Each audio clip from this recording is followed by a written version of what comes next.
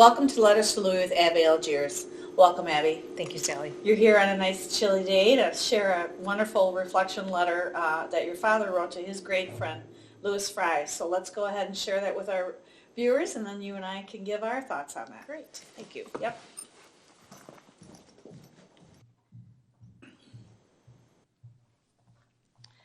This letter is titled Hardware Stores and Stories. Dear Louie, a trip down memory lane, or rather Main Street, USA. Enjoy the memories. Before the age of Walmart and Kmart, there existed an age of hardware stores.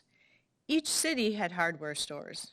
They typically were long, narrow buildings tucked between movie theaters, lunch counters, general stores, and men's wear emporiums on the main streets of most communities. We had three: Showers, Leach's, and Schmidt's. In addition, Sears and a number of chain stores came and went, filling many storefronts. On a main street in any community were plate glass storefronts.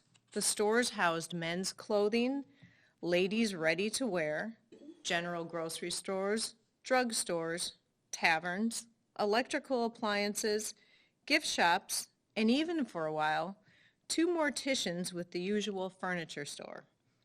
If a main street was 2 or 3 blocks in length, and if there were 12 blocks to a mile, then an average city block was about 440 feet.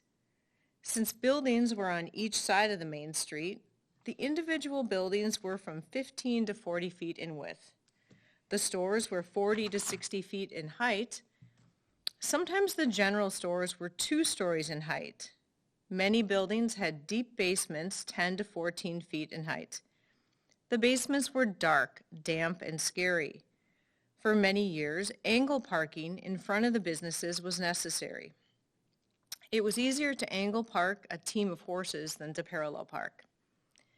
The storefronts consisted of large panes of glass, window showrooms for all sorts of merchandise, and in the taverns, benches and sleeping Civil War vets. They could be recognized for every 4 or 5 gents, whiskered and chewing, spitting and sleeping. One empty-sleeved old codger would be present.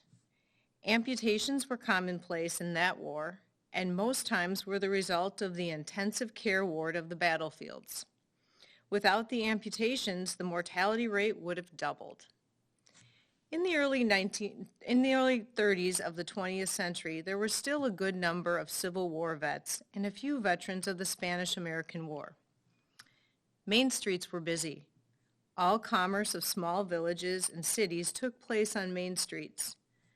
Physician offices were on the 2nd floor, up the usual 18 steps, the straight staircase, or up 9 and turn, and up 9 more.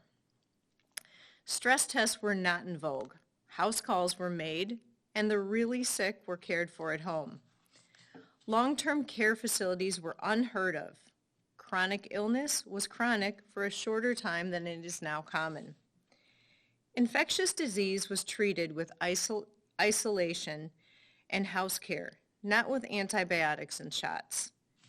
Prenatal care consisted of perhaps 1 or 2 visits to the office before scheduling a visit with the nurse, at which time the nurse became acquainted with the home location and estimated delivery time. Other uses of the doctor's office was for usual headaches, early heart failure, and hypertension. Lacerations, large and small, were handled in the office. Boils, common before penicillin, were lanced and laudable pus was released. Physicals were for the high school athletes, and almost all passed. Each main street had 2 or 3 diners. Each had a specialty. We had Sammy the Greek, soups and sandwiches. Hetzel's Tavern, featuring the best hamburgers and only costing 10 cents, with onions and pickles. And Hilt's Cafe, featuring lunches, chinaware, and school teachers.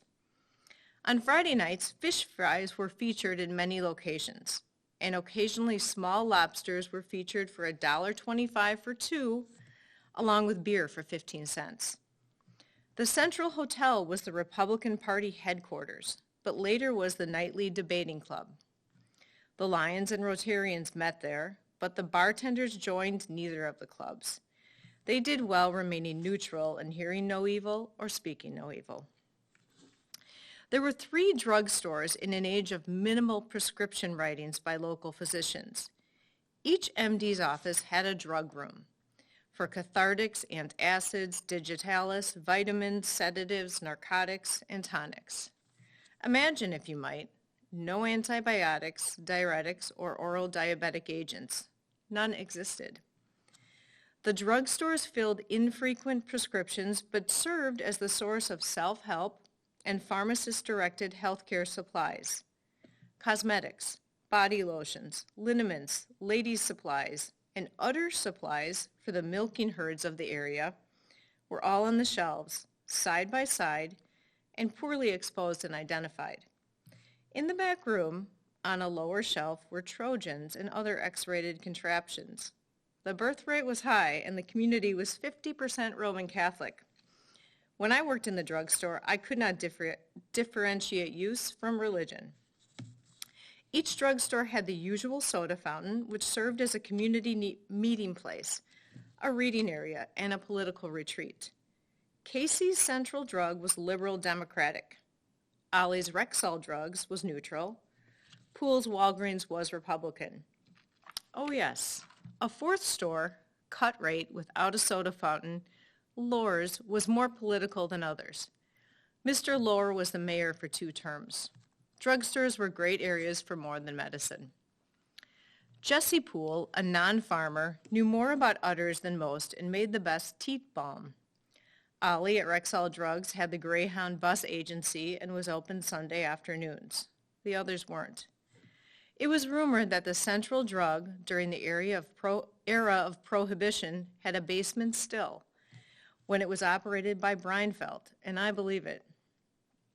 Art Breinfeld was a pharmacist of the old school. He concocted many remedies, usually for skin conditions. He had one remedy for psoriasis, the base of which was an aqueous mercurial compound. It was very efficient, but after 2 cases of acute renal failure secondary to cutaneous application, he applied for a job in the local metal stamping company and spent his pre-retirement years making auto mufflers. The patients with psoriasis scratched more but lived longer.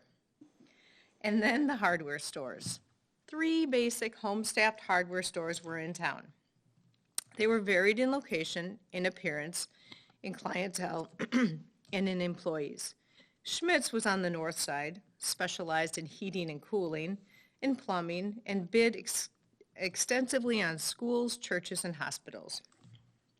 Elmer, the second-generation proprietor, died from an acute coronary episode after spending 4 days in the observation bed for evaluation of chest pain. He was sent home for rest. He died at 10 p.m. with recurrent chest pain and arrhythmia. Today, he would have lived for many more years. The Shower hardware store had an interesting past. One of the founders was shot dead in the store by a depressed, confused farmer who had lost the farm during the hard times following World War I. One fall day in the 1930s, an elderly man from the north side entered the store, purchased 8 feet of rope, and as he was leaving, the clerk asked if he was thinking of hanging himself. The customer went home, came back, purchased heavier rope, went home, and hung himself. The hardware store eventually burned in the fire of 1970. I don't believe there was any connection between events. Leach's was the 3rd hardware store and had at one time been the local theater. The piano and stage were in the back of the 2nd floor and eventually was the area for storage of items that were discarded over the years. One night in November, the paint area under the old theater exploded from paint rags, ignited the whole building, and burned to the ground. With the passing of the local hardware stores passed many meetings of friends, when on Saturday mornings the many chores around the house were solved by the friendly clerks who had the answer for any house care problem. And there you have it. The hardware store was the initial Mr. Fix-It show. And so it was, Louie. Keep the faith.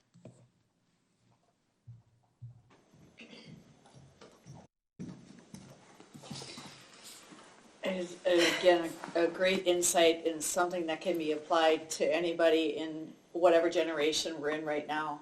And I want to just say currently we're seeing a really rebirth, if you will, of our downtown right here in Hartford on Main Street, and people realizing the importance of shopping local and having things that are made here in the United States and just supporting those small businesses. I think there's been a big rebirth in a lot of the main streets in these cities throughout.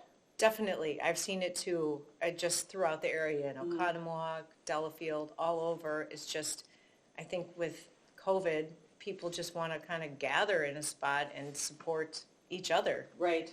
And even the hardware stores that are even the bigger box ones, I think for myself, I've had great help from people now that we're back into the hiring force and people are really starting to understand their jobs. But having that small town Mr. Fix-It, Exactly. it's invaluable service. The person who remembers your house, who you can go and they know what you're Right. talking about, they can help you. Right. Yeah. And in conjunction with that, you see people that now that we're in obviously the internet age for quite some time now, but people asking for suggestions or ideas of someone local to come and help and fix these things, or where would I get these products. So it's a different type of communication, but I think that people still are interested in that local help. Right, and somebody that they know, that they've heard of. And word of mouth of their image and their past work ethic, I think is important too. And I think what hearing from your dad in this letter, you can hear that as far as not even just the medical improvements, but also the store improvement. Right, definitely. Yeah, The store improvement and change, yet it's kind of the same. right. The Exactly. concept of it is. I hope it gives our viewers, a reflection of where they are currently in their life and what they are doing as far as their communication with people, or even if you are able to refer someone and what that really does for the community as a whole. Definitely. And going down to the local hardware store instead of on your computer and ordering something I know, quickly. There's something to be said, right. yeah, for Right. that. I think that you're going to have both, True, true. but this really, in my mind, gives a great memory Definitely. that you can share for generations. Definitely. So thank you for coming in and sharing Yes, that. you're welcome. And to our viewers, as always, thank you for watching.